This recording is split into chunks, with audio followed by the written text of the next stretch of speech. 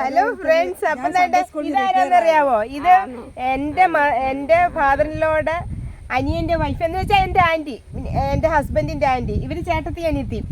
അപ്പൊ ഇത് മമ്മി ഇപ്പൊ പറഞ്ഞുകൊണ്ടിരുന്ന പോലെ തന്നെ കല്യാണം കഴിച്ചോണ്ട് വന്നതാണ് ആന്റിയെയും.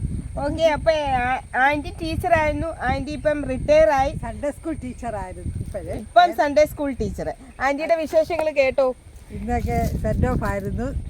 ഓരോ സെന്റ് തോമസ് പള്ളിയിൽ വിശേഷങ്ങൾ പറയാം ആന്റി.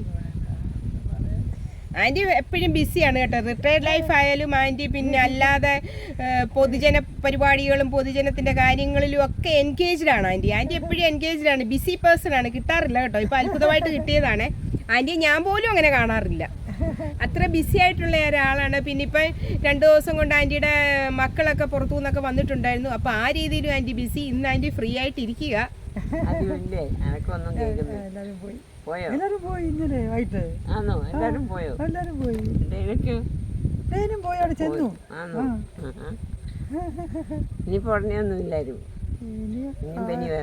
ഇനി എന്റെ ബർത്ത്ഡേക്ക് വരുമെന്നൊരു ഹിന്റ് അറിയില്ല. എന്നാ ആന്റി ബർത്ത്ഡേ? July 10th ആഘോഷിക്കാനാണോ? എത്ര? 70 ഇപ്പൊ ആഘോഷിക്കുന്നുണ്ട്. സൺഡേ സ്കൂളിലെ റിട്ടയർമെന്റ് 70 ആണോ?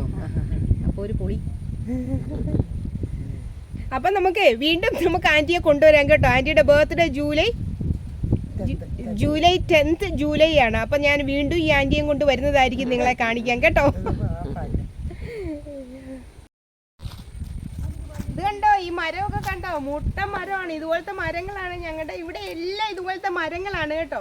അപ്പൊ ആന്റി കൂടെ വന്നു കഴിഞ്ഞപ്പം അവര് രണ്ടുപേരും കൂടെ പഴയ കാര്യങ്ങളൊക്കെ പറയുന്നത്. അപ്പൊ ഞാൻ ഇനി എഴുന്നേറ്റ് പോരുന്നു. ഇവിടുത്തെ എന്താ പറയുന്നത്, അവർ വലിയവർ സംസാരിക്കുമ്പോൾ ഞാൻ എന്തിനാ അതിൻ്റെ ഇടയ്ക്ക് കയറിയിരിക്കുന്നതിനെ ഓർത്ത് ഞാനിങ്ങ് പോരുന്നു. ഞങ്ങളുടെ പറമ്പ് കണ്ടോ? ഇതാണ് ഞങ്ങളുടെ പറമ്പ് കണ്ടോ. ഈ സൈഡിലും ആ സൈഡിലും എങ്ങോട്ട് നോക്കിയാലും പാടമാണ് കേട്ടോ. എവിടെ നോക്കിയാലും പാടമാണ്. ഞാൻ ഈ സൈഡിൽ വന്നിട്ടില്ല. ഞാൻ ആദ്യമേ ഞാൻ നിങ്ങളെ കാണിച്ചിട്ടില്ല. ഞാൻ വരാറുണ്ട്, നിങ്ങളെ കാണിച്ചിട്ടില്ല. അപ്പോൾ ഈ സൈഡ് കണ്ടോ, ഇവിടോട്ട് ഞാൻ വന്നിട്ടില്ല.